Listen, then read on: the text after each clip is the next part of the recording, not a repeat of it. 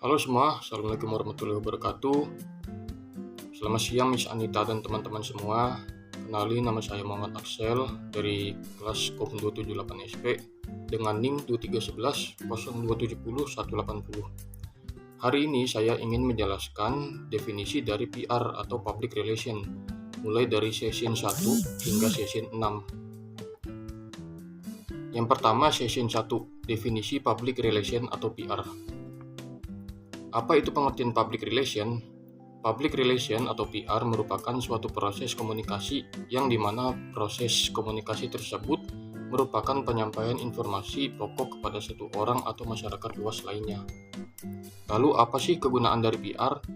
PR ini sangat berguna sekali di dalam dunia kerja, yaitu untuk memperkuat citra dan reputasi yang baik, serta mengelola persepsi publik terhadap entitas yang bersangkutan. Berikut apakah pengertian dari komunikasi? Proses komunikasi adalah proses yang digunakan untuk menyampaikan pesan dari satu pihak kepada pihak lain. Proses ini melibatkan beberapa langkah atau elemen penting yang harus dilakukan oleh komunikator agar komunikasi dapat disampaikan kepada publik luas. Lalu bagaimana proses komunikasi dalam hubungan masyarakat atau humas? Proses komunikasi PR melalui beberapa proses seperti pengirim, yakni pesan yang dikirim kepada individu, kelompok, atau organisasi yang memulai komunikasi. Lalu yang kedua, penerima, yakni individu atau sekelompok orang yang menjadi sasaran pesan. Yang ketiga, pesan, seperti dapat berupa ide, konsep, emosi, perasaan yang ingin disampaikan seseorang kepada orang lain. Yang keempat, pengkodean atau encoding, yakni ketika pengirim mencoba untuk mengganda pemikiran atau perasaan internalnya ke dalam media pesan eksternal demi menyampaikan pemikiran atau perasaan tersebut kepada beberapa orang lain. Yang kelima, saluran, yakni merupakan media yang melaluinya komunikasi yang ditransmisikan dari pihak komunikasi kepada penerima. Dan yang terakhir yaitu umpan balik atau feedback, yakni respon yang diberikan dan diterima baik oleh pengirim maupun penerima sebagai reaksi terhadap pesan. Ketika seseorang ingin berbicara kepada orang lain, ada beberapa hal penting yang harus dilakukan sebagai berikut. Yang pertama, pastikan lawan bicara mendengarkan percakapan kita. Yang kedua, berikan perhatian dari orang tersebut. Yang ketiga, libatkan orang tersebut. Yang keempat, periksa lagi informasi yang diberikan. Apakah informasi yang kita sampaikan kepada orang tersebut dapat dipahami atau tidak? Dan yang terakhir, melakukan kontak mata atau eye contact. Berikut apa tujuan dari PR? PR tujuannya yaitu untuk menciptakan pemahaman, untuk mendidik, untuk menginformasikan, untuk mengingatkan seseorang, dan untuk memperkuat hubungan komunikasi kita kepada orang lain. Berikut ada perbedaan dari PR, marketing, atau advertising atau periklanan. Yang pertama, public relation. PR adalah praktik untuk membangun hubungan yang baik antara suatu organisasi atau individu dengan publiknya, termasuk klien, pelanggan, masyarakat umum, dan lainnya. Tujuan dari PR yaitu untuk memelihara citra positif perusahaan, mengelola krisis, meningkatkan brand awareness, dan membangun hubungan yang kuat dengan para stakeholder. Yang ketiga, metodenya yaitu menggunakan media relations atau hubungan dengan media, event planning, krisis manajemen, pengaruh digital, dan komunikasi internal untuk mencapai tujuan-tujuan tersebut. Yang kedua, marketing. Definisi marketing adalah serangkaian aktivitas yang dirancang untuk mempromosikan, menjual, atau mendistribusikan produk atau layanan kepada pelanggan. Tujuannya yaitu untuk memperoleh dan mempertahankan pelanggan serta meningkatkan pendapatan dan pangsa pasar perusahaan. Metodenya yaitu meliputi riset pasar, strategi promosi, penetapan harga, distribusi produk, dan pengembangan merek untuk mencapai tujuan pemasaran. Dan yang terakhir, yang ketiga, yaitu advertising atau periklanan. Definisi advertising adalah bentuk komunikasi pemasaran yang dimaksudkan untuk mempromosikan produk, layanan, atau ide melalui media berbayar. Tujuan periklanan yaitu mendorong penjualan atau meningkatkan kesadaran merek dengan menciptakan dan menyebarluaskan pesan yang mempengaruhi target audiens. Metodenya yaitu menggunakan media seperti televisi, radio, media cetak, media online, dan media sosial untuk menjangkau audiens yang lebih luas dan mencapai tujuan periklanan.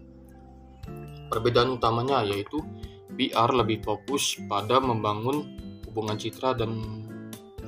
dan citra yang baik dengan publik. Sementara marketing lebih terkait dengan menciptakan permintaan untuk produk atau layanan. Advertising khususnya berfokus pada menciptakan pesan yang persuasif untuk mempengaruhi perilaku pembelian. Metode atau media. PR menggunakan berbagai media dan strategi komunikasi untuk membangun reputasi. Sementara marketing dan advertising lebih berfokus pada promosi melalui media berbayar. Tujuan akhirnya yaitu PR bertujuan untuk membangun hubungan jangka panjang dan kepercayaan. Sementara marketing dan advertising bertujuan untuk meningkatkan penjualan dan kesadaran merek dalam jangka waktu yang singkat. Lanjut yaitu session kedua, yakni sifat humas dalam organisasi atau disebut juga the nature of public relations in organizations. Kegiatan Departemen PR. 1. Menulis rilis berita, memesan foto dan artikel unggulan dan lain-lain. Yang kedua, mendistribusikan informasi kepada publik yang teridentifikasi. Yang ketiga, menjaga keakuratan layanan informasi media. Yang keempat, pelatihan atau gladi bersih staf organisasi yang akan bertemu dengan media. Yang kelima, mengorganisir acara seperti kunjungan media, resepsi, dan konferensi.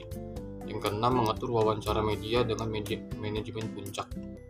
Yang ketujuh, penyuntingan dan produksi jurnal, laporan tahunan, jurnal eksternal, dan publikasi cetak lainnya. Dan yang kedelapan, memberikan layanan penuh mulai konsep, perencanaan, kreasi, pengelolaan, hingga evaluasi program, identitas perusahaan, presentasi, pameran, sponsorship, dan konferensi penjualan atau dealer. Jenis-jenis badan humas PR, in-house PR. Yang pertama, tergantung pada ukuran organisasi atau perusahaan.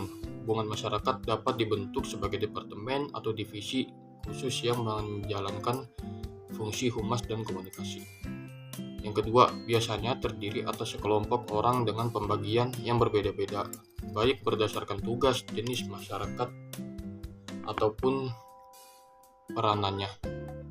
Lalu yang ketiga, di banyak perusahaan, PR biasanya digabungkan dan difungsikan bersama dengan marketing, customer service, dan corporate secretary untuk menghemat biaya dan efisiensi.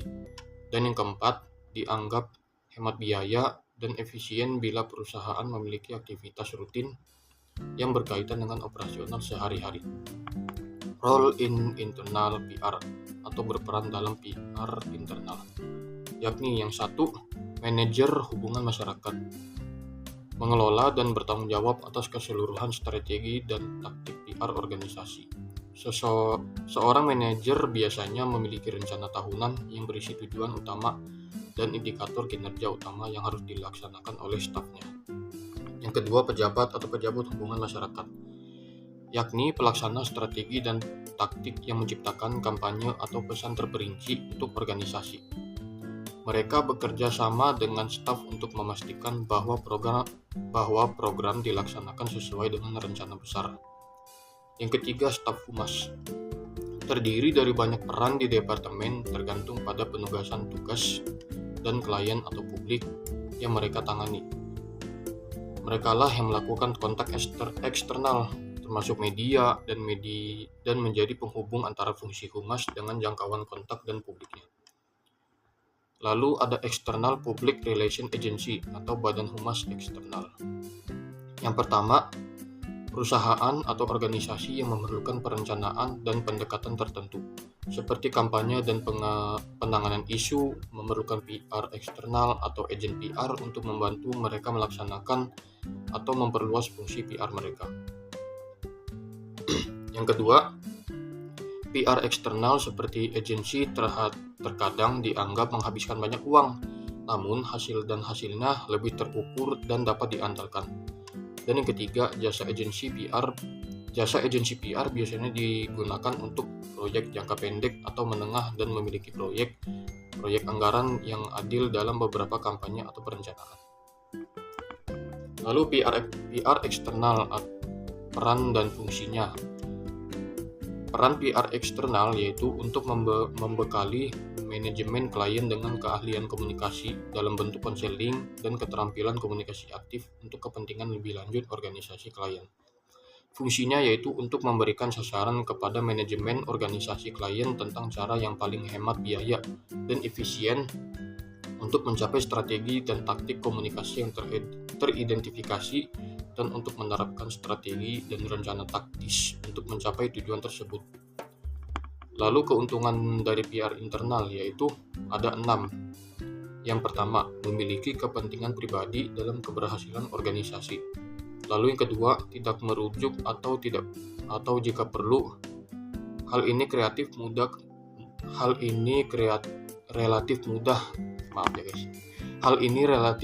karena mereka memiliki akses. Lalu yang ketiga, dekat dengan pengambil keputusan. Yang keempat, dapat menawarkan layanan 24 jam. Dapat bergerak bebas di sekitar organisasi. Lalu yang kelima, dapat menginformasikan jaringan internal dengan karyawan dari seluruh organisasi. Dan yang keenam, kontinuitas dapat ditingkatkan karena staf internal mungkin cenderung lebih stabil dalam pekerjaannya dibandingkan staf konsultan. Lalu saya sebutkan juga ada kerugian dari PR internal. Ada 7. Yang pertama, terlalu dekat dengan penawaran produk mereka. Yang kedua, menjadi bias dalam mendukung organisasinya. Yang ketiga, hanya memiliki sedikit pengalaman. Yang keempat, pelatihan dilakukan berdasarkan pekerjaan, bukan spesialis, terutama jika seseorang ditugaskan ke hubungan masyarakat dan departemen lain. Yang kelima, jika tidak ada departemen humas yang lengkap, fungsi tersebut dapat dialokasikan ke manajer lain. Yang keenam, jauh lebih mudah mengganti konsultan dibandingkan mengganti staf penuh waktu.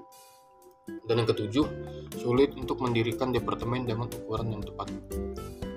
Lalu, yang session ketiga, yaitu Public Relation Ethics atau etika humas. Dalam disiplin PR atau humas, etika mencakup nilai-nilai seperti kejujuran, keterbukaan, kesetiaan, kewajaran, rasa hormat, integritas, komunikasi terbuka dan jujur. Definisi etika humas ini lebih dari sekedar menyampaikan pesan persuasif. Etika dalam PR meliputi 1. Nilai pribadi. Nilai pribadi sangat penting bagi etika karena nilai-nilai tersebut memandu apa yang dianggap baik atau buruk atau diinginkan atau tidak diinginkan oleh seseorang. Nilai-nilai untuk menciptakan landasan bagi penilaian dan tindakan pribadi. Nilai-nilai pribadi adalah apa yang diyakini penting oleh seseorang. Mereka membantu memprioritaskan tuntutan hidup dan seringkali berfungsi sebagai kompas atau panduan terhadap pengambilan keputusan dan perilaku. Namun, banyak orang yang tidak mampu mengungkapkan nilai-nilai yang menjadi pedoman mereka secara verbal, serta kelalaian ini tidak berarti dan tidak ada nilainya. Begitu pula sebaliknya, nilai sering kali tidak terlihat. Orang seringkali tidak menyadari nilai yang memandu keputusan mereka. Namun, untuk membangun literasi mereka, para profesional PR harus akrab dengan nilai-nilai yang memandu penilaian dan perilaku mereka. Lalu ada nilai pribadi, masalah etis. Lalu ada masalah etis dalam PR. Yaitu yang A. Banyak orang yang menganggap public relation adalah sesuatu yang kurang terhormat sebagai strategi cerdas untuk meyakinkan masyarakat bahwa apa yang salah adalah dianggap yang benar. Yang B. Beberapa pihak memandang profesional PR sebagai manipulator pikiran publik, bukan penyampai kebenaran, yaitu menurut Stephen R. Hawking. Masalah etis dalam PR. Kewajiban humas dalam PR yaitu kewajiban dalam PR atau public relation mencakup beberapa hal yang penting untuk membangun dan memelihara hubungan baik antara suatu organisasi atau individu dengan publiknya. Berikut adalah beberapa kewajiban dalam PR. Yang ke-1, menjaga reputasi. PR bertanggung jawab untuk menjaga dan meningkatkan reputasi organisasi atau individu di mata publik. Hal ini melibatkan memastikan bahwa semua komunikasi dan tindakan yang diambil mencerminkan nilai-nilai dan tujuan yang diinginkan. Lalu yang kedua, komunikasi efektif. Salah satu fungsi utama PR adalah mengelola komunikasi antara organisasi atau individu dengan publiknya. Ini termasuk menyampaikan informasi yang akurat, jelas, dan tepat waktu kepada media, pelanggan, pemangku kepentingan, dan masyarakat umum. Lalu yang ketiga, krisis manajemen. PR harus siap menghadapi dan mengelola krisis yang mungkin timbul. Hal ini melibatkan rencana tanggap darurat, respon cepat, dan komunikasi yang transparan untuk mengurangi dampak negatif pada reputasi. Lalu yang keempat, membangun hubungan. PR juga bertanggung jawab untuk membangun hubungan baik dengan media, komunitas, pelanggan, dan pemangku kepentingan lainnya. Hal ini dapat dilakukan melalui penyediaan informasi yang relevan dan aksesibilitas yang baik. Dan yang kelima, yang terakhir, advokasi. PR seringkali berperan sebagai advokat untuk organisasi atau individu yang mereka wakili, baik dalam konteks media, pemerintah, atau masyarakat luas. Mereka dapat bekerja untuk mempromosikan kebijakan, produk, atau inisiatif yang mendukung tujuan organisasi. Lalu, apa itu etika dalam PR digital? Etika dalam PR digital sangat penting untuk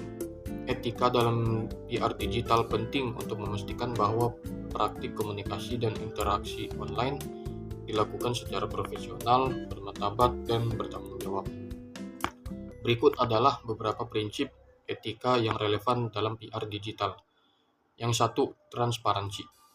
Selalu berusaha untuk menjadi jujur dan transparan dalam semua komunikasi digital. Hindari menyembunyikan informasi atau memanipulasi fakta untuk keuntungan PR. Lalu yang kedua, kejujuran, yakni menyampaikan informasi yang akurat dan tidak menyesatkan. Hindari penyebaran berita palsu atau informasi yang tidak diverifikasi. Lalu yang ketiga, privasi, yaitu untuk menghormati privasi individu dan data pribadi. Pastikan untuk mematuhi peraturan perlindungan data yang berlaku. Yang keempat, keterlibatan yang bermakna, yakni berinteraksi dengan audiens secara positif dan bermakna. Hindari praktik spam atau engagement yang tidak etis. Dan yang terakhir, yang kelima, kebijakan dan regulasi. Mematuhi semua kebijakan platform digital serta regulasi hukum yang berlaku terkait PR dan pemasaran. Lalu session keempat, yaitu jenis lingkungan publik dan operasional dalam PR. Lingkungan PR dan operasi dalam PR terbagi menjadi dua, yaitu internal dan eksternal.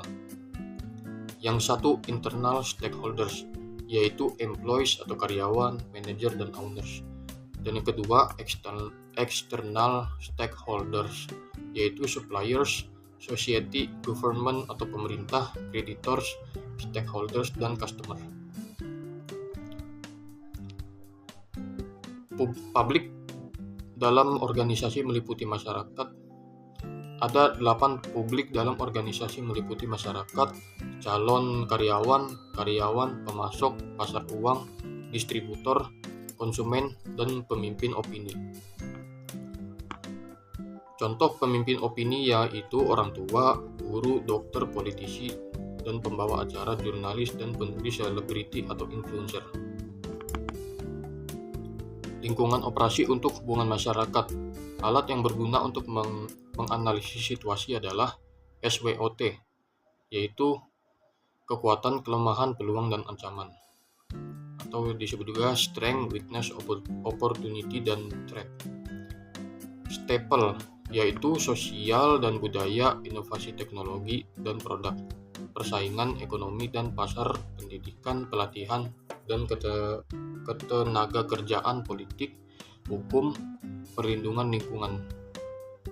PESTEL, yaitu politik, ekonomi, sosial, teknologi, hukum, dan lingkungan. SWOT atau SWOT, Strength, Weakness, Opportunities, Threats, adalah alat analisis strategis yang digunakan untuk mengevaluasi faktor internal dan eksternal yang mempengaruhi suatu organisasi atau inisiatif. Dalam konteks lingkungan operasi untuk hubungan masyarakat, PR atau SWOT dapat dijelaskan sebagai berikut. Yang satu, strength atau kekuatan.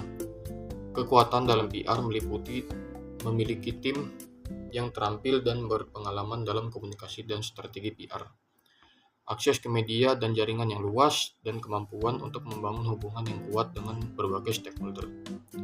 Lalu weakness-nya itu atau kelemahannya, kurangnya sumber daya atau anggaran untuk melaksanakan strategi PR yang lebih kompleks.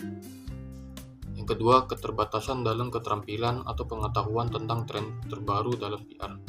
Yang ketiga, masalah koordinasi antar tim atau departemen dalam organisasi. Yang ketiga, opportunities atau peluang. Munculnya platform media sosial baru atau tren digital yang dapat digunakan untuk memperluas jangkauan PR. Lalu peluang untuk berkolaborasi dengan influencer atau pihak-pihak terkait untuk meningkatkan visibilitas dan reputasi. Yang ketiga, perubahan dalam tren industri atau kebijakan yang dapat dimanfaatkan untuk memperkuat pesan PR. Lalu yang keempat, yang terakhir, yaitu ada threats atau ancaman. Ancaman dalam PR yaitu reputasi yang rentan terhadap serangan atau krisis media sosial. Yang kedua, persaingan yang ketat di industri public relation. Dan yang ketiga, perubahan dalam kebijakan regulasi atau peraturan yang dapat mempengaruhi cara kerja PR.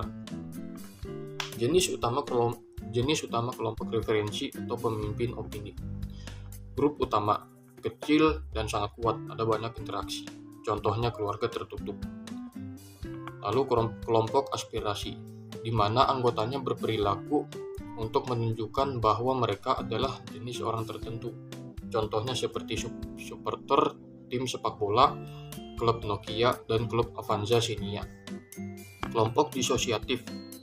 Hal ini yang membuat individu tidak ingin bergabung, tidak ingin dibingungkan, namun ingin melakukan yang sebaliknya.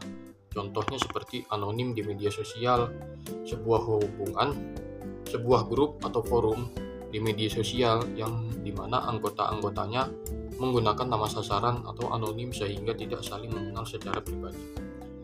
Yang kedua, pengunjung situs web, yaitu pengguna yang mengakses situs web atau forum secara reguler, tetapi tidak berinteraksi secara langsung dengan pengguna lain atau tidak membentuk ikatan sosial yang kuat dengan mereka. Lalu yang ketiga, kumpulan penggemar konten online. Misalnya, penggemar dari suatu konten online seperti video game, film, atau buku yang berkumpul di forum atau grup online untuk berdiskusi tetapi tidak membentuk hubungan personal yang mendalam di luar konteks tersebut. Dan yang keempat, pengguna transportasi umum, yakni orang-orang yang naik transportasi umum bersama secara rutin tetapi tidak berinteraksi atau saling mengenal satu sama lain. Kelompok-kelompok ini cenderung memiliki interaksi yang terbatas dan kurangnya hubungan pribadi yang intim di antara anggotanya. Lalu session kelima, yaitu STP, SWOT atau STIPL. STP yaitu Segmentation, Targeting, and Positioning. Sebuah fase yang dibentuk oleh upaya gabungan yang dilakukan oleh suatu organisasi untuk mengidentifikasi kepentingan. Berguna juga untuk memetakan masyarakat potensial untuk menjadi target audiens dan target pasar produk dan layanan perusahaan. Lalu yang ketiga, hal ini dapat dilakukan dengan mengambil keputusan sejak awal, berdasarkan penelitian atau mengevaluasi kinerja masa lalu dan menyesuaikan dengan nilai organisasi. Karakteristik STP juga bersifat dinamis karena produk dan layanan dapat berubah atau berkembang seiring waktu. STP atau segmentation. Segmentation atau segmentasi merujuk pada proses membagi pasar atau audiens menjadi sekelompok-sekelompok yang kecil yang memiliki karakteristik atau kebutuhan yang serupa. Dalam konteks pemasaran dan bisnis, segmentasi pasar adalah strategi untuk memahami dan menargetkan kelompok-kelompok konsumen yang berbeda dengan cara yang lebih efektif. Terdapat beberapa jenis segmentasi yang umum dilakukan, antara lain yaitu segmentasi demografis, yakni berdasarkan karakteristik seperti usia, jenis kelamin, pendapatan, status kawin, pendidikan, dan lain-lain. Lalu yang kedua, segmentasi geografis, yakni berdasarkan lokasi geografis seperti negara, wilayah, kota, atau lingkungan. Lalu yang ketiga, segmentasi psikografis, berdasarkan gaya hidup, nilai-nilai, sikap, minat, atau kepribadian konsumen. Dan yang keempat, segmentasi berdasarkan keperluan atau kepentingan, berdasarkan kebutuhan spesifik atau motivasi yang mendasari perilaku konsumen.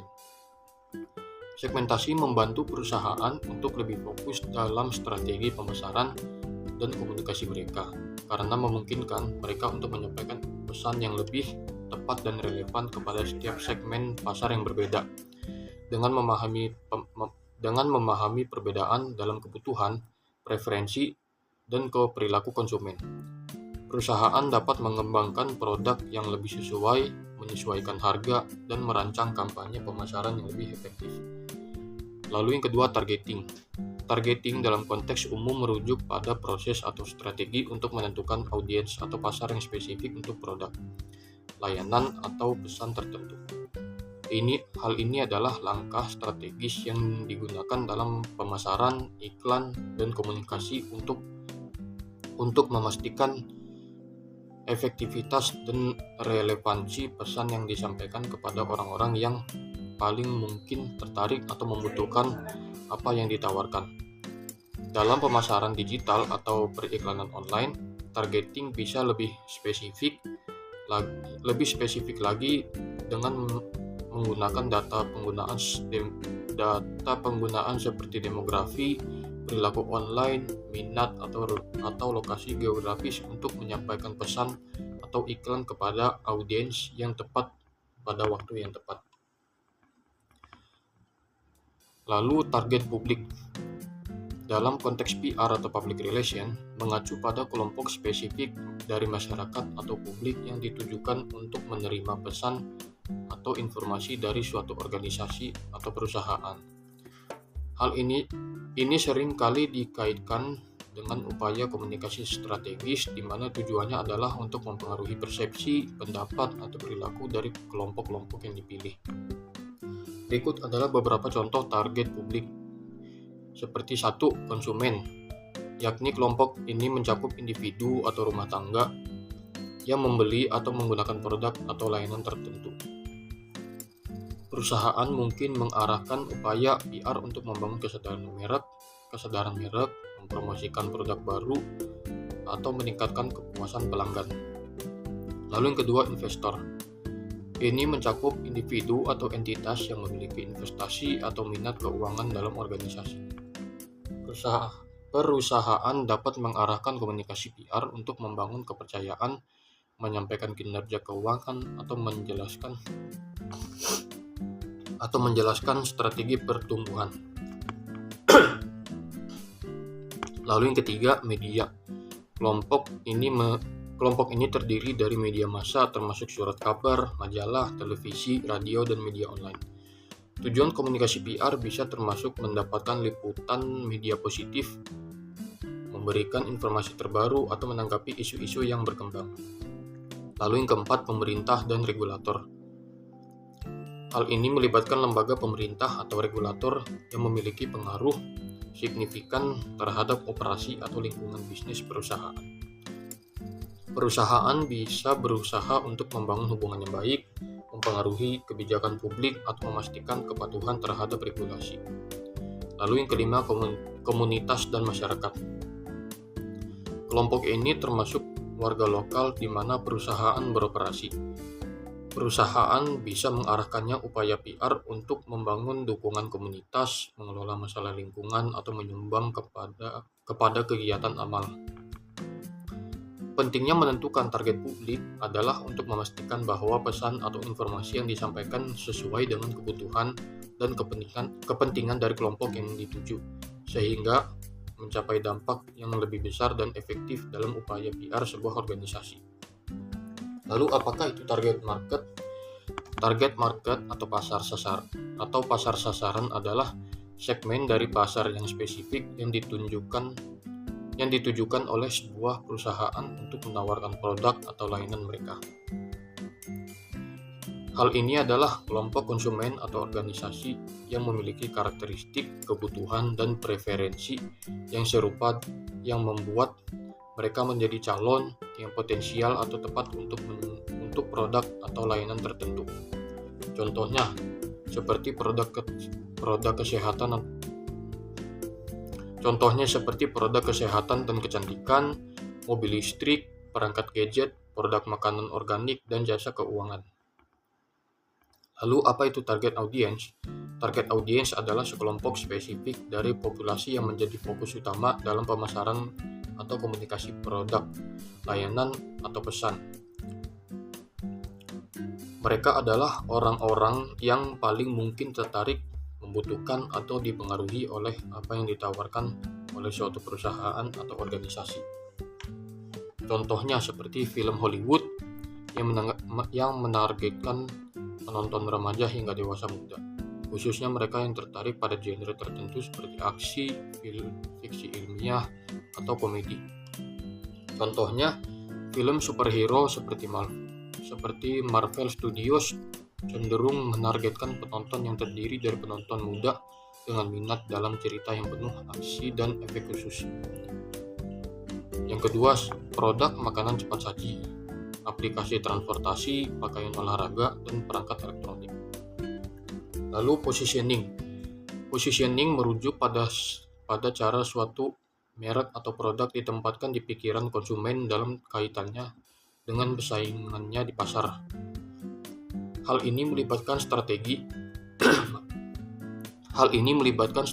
yang dirancang untuk menciptakan citra yang unik dan relevan di antara target audiens, sehingga merek atau produk tersebut dianggap berbeda dan bernilai lebih tinggi dalam pikiran konsumen.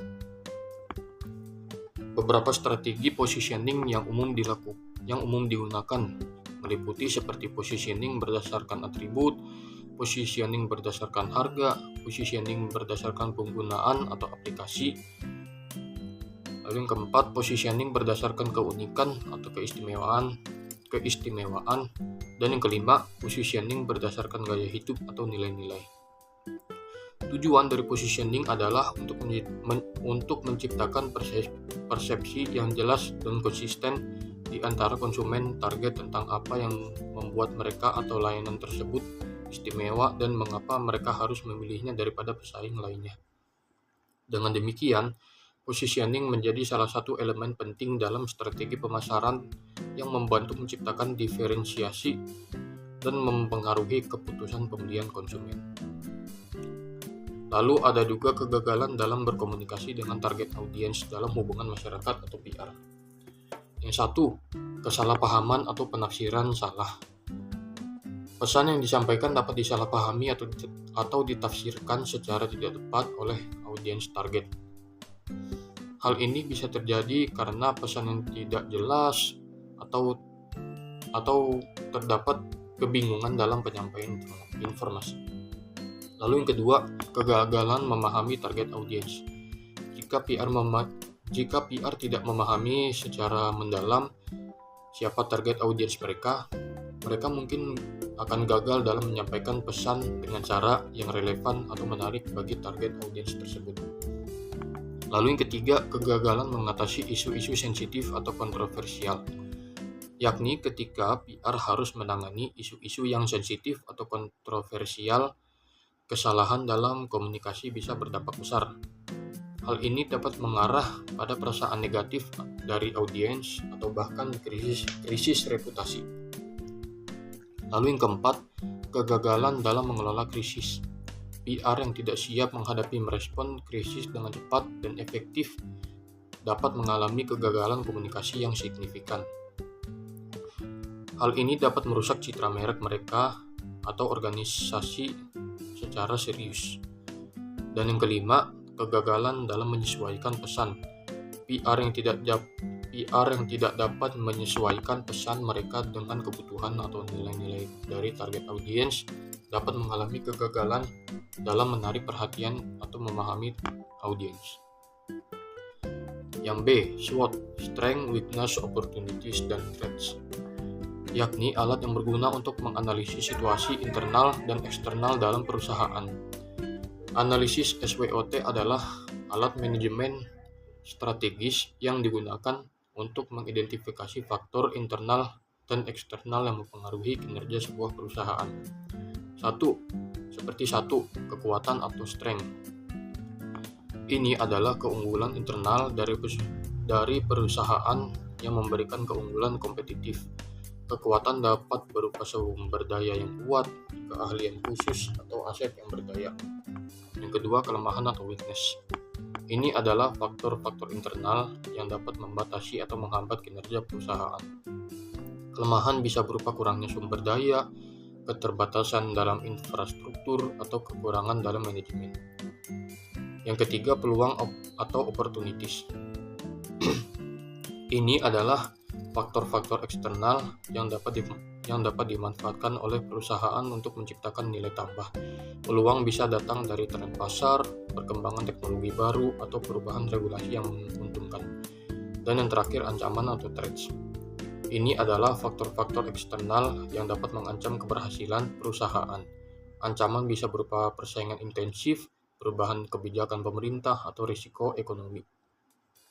Analisis SWOT membantu manajemen perusahaan untuk memahami positif relatif perusahaan di pasar, mengidentifikasi area-area di mana perusahaan dapat memperbaiki kinerjanya, dan dapat merencanakan strategi yang tepat untuk mengambil peluang dan mengatasi tantangan.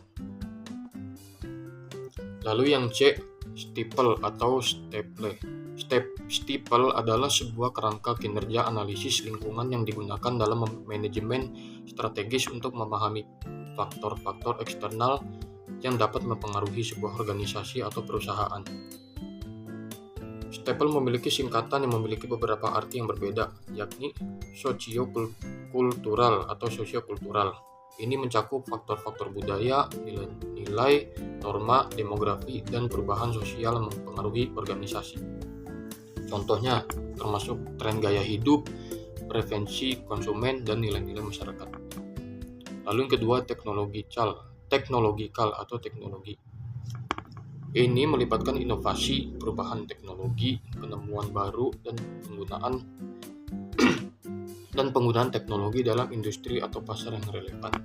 Contohnya termasuk perkembangan dalam kecerdasan buatan, Internet of Things atau IoT, atau teknologi blockchain. Yang ketiga, ekonomi. Hal ini mencakup faktor-faktor ekonomi yang mempengaruhi organisasi, seperti pertumbuhan ekonomi, inflasi, tingkat pengangguran, dan kebijakan fiskal atau moneter. Yang keempat, environmental atau lingkungan. Ini mencakup faktor-faktor lingkungan fisik dan alamiah seperti perubahan iklim, regulasi lingkungan, dan kesadaran akan keberlanjutan. Lalu yang kelima, politikal atau politik.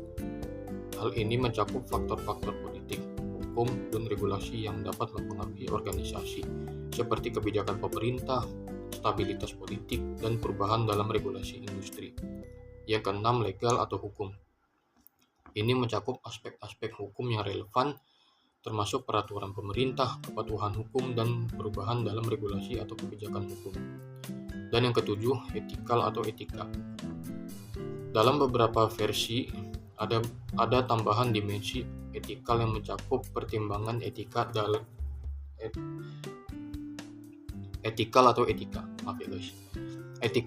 atau etika.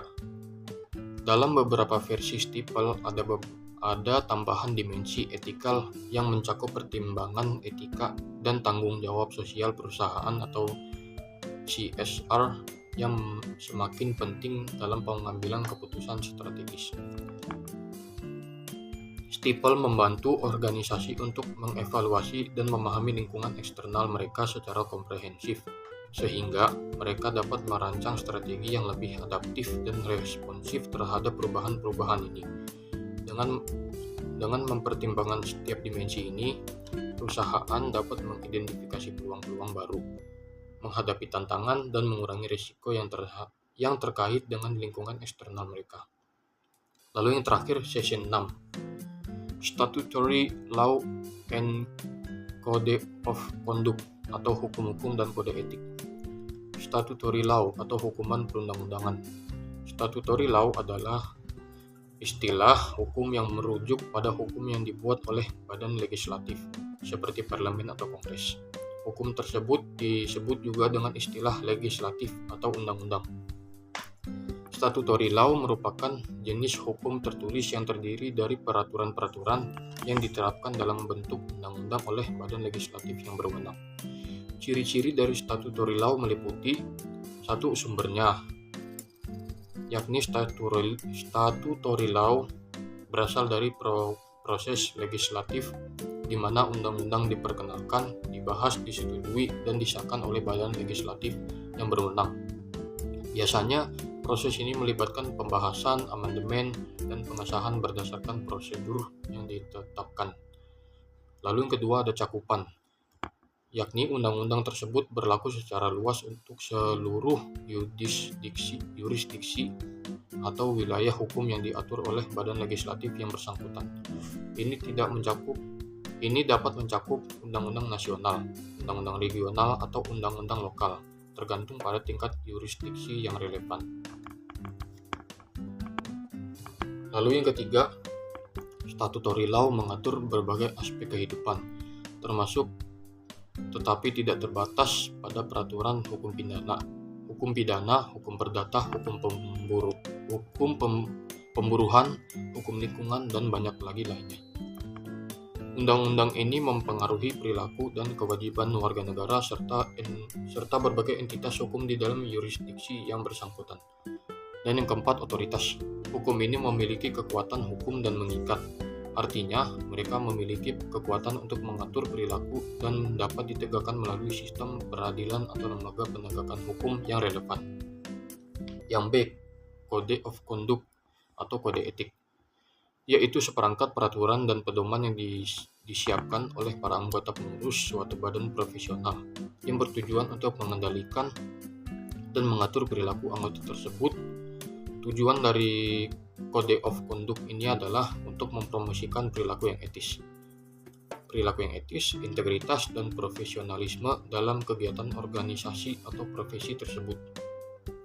Beberapa karakteristik umum dari Code of Conduct meliputi: 1. Etika, 2. Integritas, yang ketiga profesionalisme, yang keempat kepatuhan, yang kelima konsekuensi. Lalu isu in PR legal conduct atau permasalahan dalam perilaku hukum hubungan masyarakat. Beberapa permasalahan umum yang mungkin timbul dalam perilaku hubungan masyarakat termasuk: 1. Pengungkapan data yang tidak akurat, 2. Pelanggaran privasi, yang ketiga pelanggaran hak cipta, yang keempat pernyataan defamasi, yang ketiga pelanggaran kode etik atau profesional. Seperti halnya profesi lainnya, hubungan juga harus mematuhi standar etika dan kode perilaku tertentu. Pelanggaran terhadap kode etik profesional dapat berakibat pada sanksi disiplin atau tuntutan hukum. Yang keenam, pelanggaran regulasi komunikasi. Yang ketujuh, krisis reputasi. Dan yang kedelapan, ketidakpatuhan terhadap hukum dan regulasi. Lalu ada ethical consideration atau pertimbangan etis. merujuk pada evaluasi dan pengambilan keputusan yang mempertimbangkan prinsip-prinsip moral dan nilai-nilai etika yang relevan. Beberapa aspek umum dari ethical considerations termasuk keadilan, keadilan, yakni memastikan bahwa perlakuan terhadap individu atau kelompok berdasarkan prinsip-prinsip keadilan dan kesetaraan, tanpa diskriminasi atau penindasan. Yang kedua, hormat terhadap privasi. Yang ketiga, kejujuran. Yang keempat, pentingnya penelitian atau tindakan. Yang kelima, transparansi. Yang keenam, penghargaan terhadap keragaman. Dan yang ketujuh, kepatuhan terhadap aturan atau pedoman. Contoh penerapan ethical considerations dapat ditemukan dalam berbagai bidang, seperti penelitian ilmiah, pengembangan teknologi, praktis medis, bisnis, media, dan sektor pelayanan sosial. Pentingnya ethical considerations adalah untuk memastikan bahwa setiap keputusan atau tindakan yang diambil tidak hanya memberikan hasil yang positif secara praktis, tetapi juga mempertimbangkan dan menghormati nilai-nilai norma dan etika yang fundamental bagi kesejahteraan dan keadilan sosial. Sekian itu saja dari saya yang bisa saya sampaikan kepada Miss Anita dan teman-teman. Jika ada kesalahan terhadap saya yang sampaikan dalam video ini, kurang lebihnya mohon maaf. Assalamualaikum warahmatullahi wabarakatuh. Selamat siang Miss Anita dan teman-teman. Kurang lebihnya mohon maaf. Sampai sini saja. Terima kasih.